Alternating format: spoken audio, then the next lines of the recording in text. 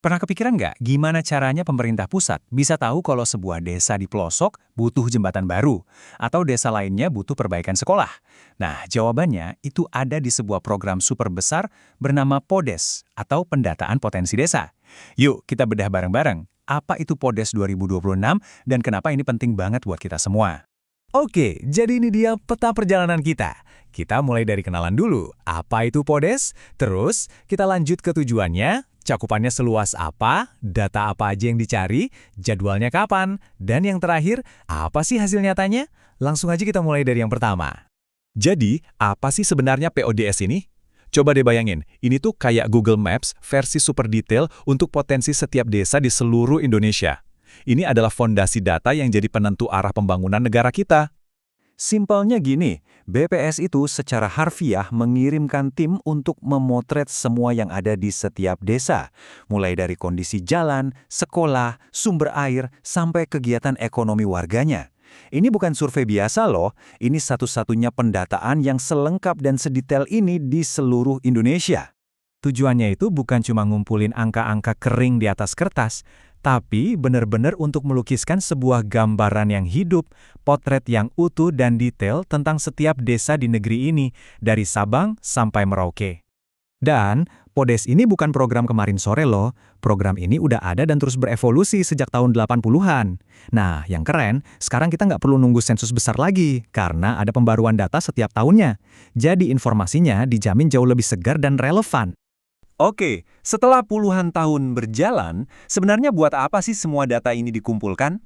Kenapa pengumpulan data yang skalanya masif begini jadi penting banget? Nah, ini dia salah satu jawaban paling krusialnya. Dana desa. Yap, ini penting banget karena berhubungan sama anggaran. Data dari PODES inilah yang jadi acuan utama buat bagi-bagi dana desa. Artinya apa? Kalau datanya akurat, desa yang memang paling membutuhkan bantuan, ya bakal dapat porsi yang lebih besar. Adil kan? Nggak cuma itu, pemerintah juga pakai data ini buat bikin semacam profil untuk tiap desa. Misalnya, apakah desa ini fokusnya di pertanian, atau maritim, atau mungkin udah mulai bertransisi jadi semi perkotaan. Klasifikasi ini penting banget biar program pembangunan yang turun itu tepat sasaran. Dan ternyata manfaatnya masih banyak lagi.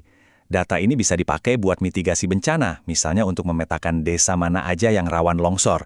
Terus juga buat memperbarui data induk desa, bahkan sampai bisa menyusun statistik untuk area yang sangat kecil sekalipun.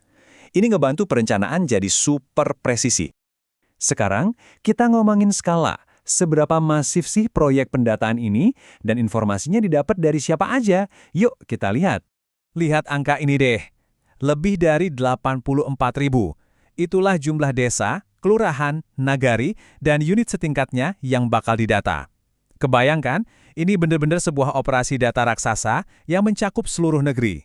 Ini adalah komitmen berskala nasional. Tujuannya sederhana tapi kuat banget, menjangkau setiap sudut Nusantara, supaya nggak ada satupun desa yang ketinggalan di peta pembangunan Indonesia. Dan yang penting, datanya ini bukan data kantoran yang diambil dari jauh. Petugas akan datang langsung ke lokasi, ngobrol sama aparat desa, memeriksa dokumen resmi, dan menggali informasi dari tokoh-tokoh masyarakat yang emang paling paham kondisi di sana. Terus apa aja sih yang ditanyain sama petugas di lapangan? Penasaran kan? Yuk kita intip sedikit contekannya. Jadi kuesionernya itu mencakup 4 area besar. Mulai dari data umum dulu, kayak batas wilayah. Lanjut ke data kependudukan. Terus ada juga soal kondisi perumahan dan lingkungan. Contohnya, akses listrik sudah merata atau belum? Terakhir, dan ini juga penting, soal riwayat bencana alam dan upaya mitigasinya. Lengkap banget. Oke, sekarang kita masuk ke bagian yang paling ditunggu-tunggu. Kapan sih semua ini bakal kejadian? Mari kita lihat jadwalnya. Prosesnya ini bertahap ya. Awal tahun itu ada persiapan dan pelatihan petugas dulu. Tapi, puncaknya, momen krusialnya, itu ada di pelaksanaan lapangan pada bulan April hingga Mei 2026. Nah, ini dia tanggal pentingnya. Dicatat ya, 15 April sampai 14 Mei 2026.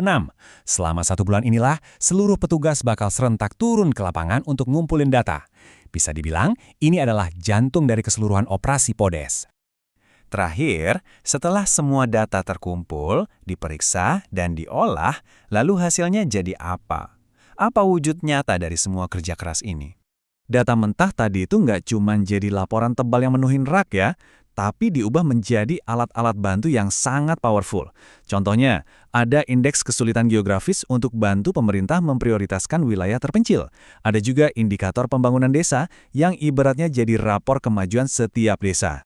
Dan yang paling penting, semua ini bukan cuma inisiatif biasa. Ada payung hukum yang kuat, yaitu Undang-Undang Desa Nomor 6 Tahun 2014. Jadi ini bukan sekedar proyek BPS, tapi ini adalah amanat undang-undang, sebuah kewajiban negara untuk memastikan pembangunan desa itu berdasarkan data yang valid. Pada akhirnya, PODES ini adalah soal menemukan potensi.